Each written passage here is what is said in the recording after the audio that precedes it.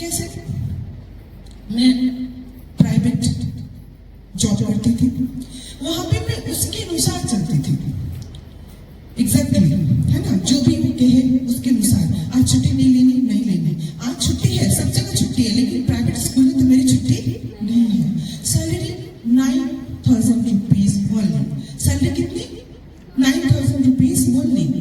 30 दिन काम करने के बाद 15 दिन के बाद वो सैलरी हाथ में आती थी। मतलब कि अगर 1 तारीख से 30 तारीख का हम महीना जुड़े तो सैलरी 31 या 1 को नहीं मिलती थी, तब मिलती थी 15 दिन वो अपने अकाउंट में रखते थे, तब मिलती थी। मुझे अपने बच्चों के लिए एक स्कूल की फीस भी देनी होती थी, तो बहुत टेंशन होती थी। मुझे लगता था कब कैसे, कभी 10 दिन का लेट फाइन लग गया, कभी 20 दिन का लेट फाइन लग गया। और सबसे खतरनाक समय तब होता था जब मार्च का महीना आता था। मार्च जो आता था तो मेरे रोंगटे खड़े होने लगते थे, क्योंकि उस दौरान क्या होता है, सेशन चेंज होता है, एडमिशन के लिए पैसे नहीं लगते, सेम स्कूल में आपको री एडमिशन करवाना पड़ता है। और उस दौरान बच्चों को रिजल्ट कार्ड के लिए या फिर उनके एग्जामिनेशन के एडमिट कार्ड के लिए क्या देना पड़ता था? पैसे देने पड़ते हैं। आपकी फीस नहीं रहेगी जमा तो उनको एडमिट कार्ड नहीं दिया जाता था। और कई बार बहुत ही बेइज्जती की जाती, बच्चों को बेंच पे खड़े करके, उनको पनिशमेंट दे करके, क्लास से बाहर करके। मेरे बच्चे रोते रोते आते थे, बहुत मुझे अंदर से बहुत तकलीफ होती थी, मैं क्या करूं। इतना अंदर से लगता था कि मेरा जन्म मतलब इस चीज को देखने के लिए नहीं हुआ।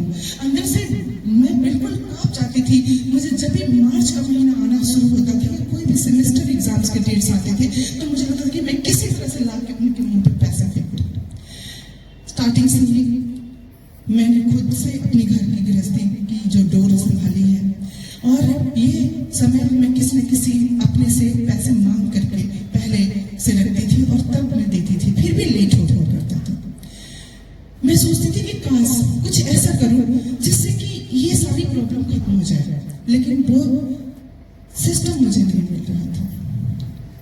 मेरे अपने खुद की साड़ी, जो टीचर हूं तो पर डे सभी लोग बदल बदल के साड़ियां रंग के अनुसार जाते हैं। टीचर्स को देखते हुए प्राइवेट स्कूल में बहुत ज्यादा कॉम्पिटिशन होता है।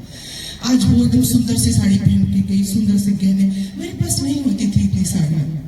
मेरी बहन मुझ पर दया करके ना कुछ साड़ियां ऐसे ही छोड़ के चली जाती थी, क्योंकि उसको पता दीदी बोलेगी नहीं और मांगेगी नहीं मुझसे। तो उसके हस्बैंड इंजीनियर थे, वो मेरे घर में ही आते थे कभी कभी, तो 3-4 साड़ियां गलती से छोड़ के चली जाती थी। मैं जब उसको बोलती थी कि तुम साड़ियां छोड़ के चली गई, बोले कि कोई मत दीदी, पहनिए ना, मेरे पास तो है ही, अभी जब होगा ले आऊंगी। मैं भी समझती थी, लेकिन मेरे पास कोई चारा, कोई ऑप्शंस नहीं होते थे। मैं उन साड़ियों को पहन के जाती थी और 3-4 मतलब दिन बदल बदल के पहन के जाती थी। मैं आज भी उन साड़ियों को अपने घर में रखी हूँ। ये जब भी मैं अपने बक्से को खोलती हूँ तो उन साड़ियों को लेके हाथ में, और आंख में आंसू ना आए ऐसा हो नहीं सकता। आज भी मैं उन साड़ी को देखती हूँ कि ये साड़ियाँ आज भी मेरे पास है। आप लोग जिस सिस्टम में हैं, ये सिस्टम बहुत खूबसूरत और बहुत ही बड़ा सिस्टम है। इसको अंडर एस्टिमेट ना करें। आज का दिन और वो दिन, आप सोचिए कि मेरी जिंदगी में कितना बड़ा चेंज हुआ है। आज ज्यादा साल नहीं हुए, 2016-17 में मैंने अपनी दवाइयां शुरू की थी। 18-19 थोड़ा सा विश्वास जमने में लगा। 20 में कोरोना आ गया, लेकिन काम बहुत अच्छा चलने लगा था, क्योंकि हमारे पास मैजिकल सप्लीमेंट्स थे। बहुत क्षेत्र कोरोना पेशेंट हमारे पास आए और ठीक हुए। कोरोना बैरियर का अवार्ड मिला। अंदर से एक नया सा सपना, नया स्वप्न जागने लगा। मुझे लगा कि बहुत कुछ हो सकता है। और उसके बाद मैंने पीछे मुड़ के नहीं देखा। 2013 में मेरी गवर्नमेंट जॉब लग गई। उसके बाद फिर भी मैं नहीं बैठी, मैं एनजीओ में काम करती थी। बहुत मजबूरियां थी मेरी। सुबह से लेकर के रात के 12 बजे तक मैं काम करती थी, और सुबह 5 बजे उठ के सारा काम करके घर का, क्योंकि मेरे पास पैसे नहीं थे कि मेड रख सकती थी, सारा काम घर का करके 6 बजे बस स्टैंड में हो जाती थी, एनजीओ जाती थी। वहां पर मुझे 25,000 मिलते थे। किस वजह से? क्योंकि मैं स्ट्रगल कर रही थी। मेरे अंदर वो विश्वास था कि शायद मैं कुछ कर लूंगी। एक समय ऐसा भी था जब मेरे घर में 2,000 रुपए सासू मां फेंक के चली गई थी, और मेरे बच्चों के लिए, उनके लिए घर में क्या लाऊं, आटा चावल कुछ भी मेरे पास नहीं था। और मैं वो 2,000 रुपए मैं छू नहीं रही थी, क्योंकि मुझे वैसे फेंके हुए पैसे नहीं चाहिए थे। और जब रोटी बनती थी तो 5-6 रोटी बनती थी, जिसमें बच्चों को खिला करके, छोटे छोटे बच्चे थे उस वक्त, तो 2-2 रोटी लोग खाते थे, दोनों रोटी खा के, और दूध आता था जिसका महीने के बाद पेमेंट करना होता था, और हम लोग 1-1 रोटी खा लेते थे। और दूसरे दिन के लिए सोचते थे कि इतना इतना आटा बचा के, जब तक नौकरी मेरी नहीं लग जाती, गवर्नमेंट नौकरी जब लगी थी तो 1.5 साल तक मुझे पेमेंट नहीं मिला था, और उसके लिए मैं लड़ रही थी। जब ये नौकरी मुझे लगी 25,000 की, मैंने जब इंटरव्यू पास किया, मुझे लगा कि मैं कितनी बड़ी चीज मुझे हासिल हो गई। आप यकीन नहीं कर सकते मेरे अंदर कैसा मुझे लगा था कि आज मैं जाके बच्चों को भर पेट खाना खिलाऊंगी, उनके लिए कुछ लेके जाऊंगी, अपने घर में सारे सामान खरीदूंगी। ये और कभी की बात नहीं है, ये मात्र 2012 की बात है।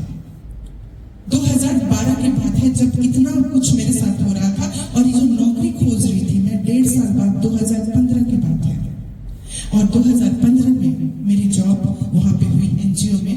तो इंटरव्यू के बाद सर ने कहा कि सविता यू आर क्वालिफाइड, तुम कल से ज्वाइन कर सकती हो।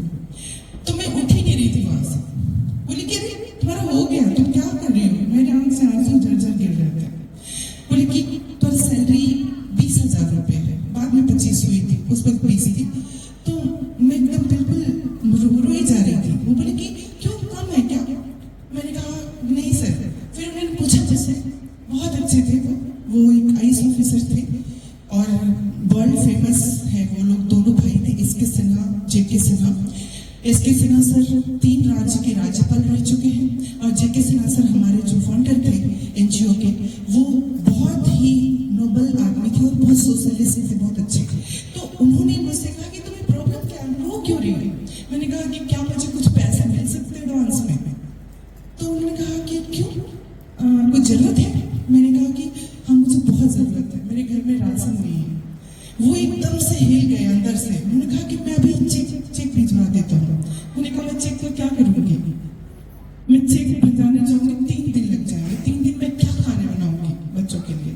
उन्होंने कहा कि ऐसी बात है, 1 मिनट रुको। उन्होंने तुरंत राजीव करके, अभी भी वो स्टाफ है उस एसएसके सोशल संस्थान केंद्र में, उन्होंने राजीव को फोन किया। राजीव को बोला जल्दी से 20,000 लेके आओ। उन्होंने मुझे एडवांस सैलरी दी और मैंने उनके पैर छुए, आज तक उनका एहसान नहीं भूलती। और आज भी मैं जाती हूँ वहाँ बच्चों से मिलने, और जब भी मुझे मौका मिलता है, सर तो नहीं रहे लेकिन बच्चों से मिलती हूँ, क्योंकि उनकी वजह से मुझे नौकरी मिली थी और मैं कभी नहीं भूलती। और वो समय और आज का समय, अब सोचिए, आज मैं जो चाहूँ बस मन में पसंद आ जानी चाहिए, आज मैं खरीद सकती हूँ। आज मैंने इस बिजनेस से, एक आईडी से मैंने 78 लाख की जमीन की प्रॉपर्टीज बना चुकी हूँ अपने सेल्फ। करीब 7.5 लाख के गहने बना चुकी हूँ, क्योंकि मेरे पास गहने भी नहीं थे। गहने तो बस पिछले साल बनाई हूँ, और जमीन भी बस पिछले साल ही लिया है। मतलब पिछले साल total 78 lakh plus 6 lakh, total मिला करके 84 लाख के एसेट मैं बना चुकी हूँ। वो किसकी वजह से? इस बिजनेस की वजह से। क्यों?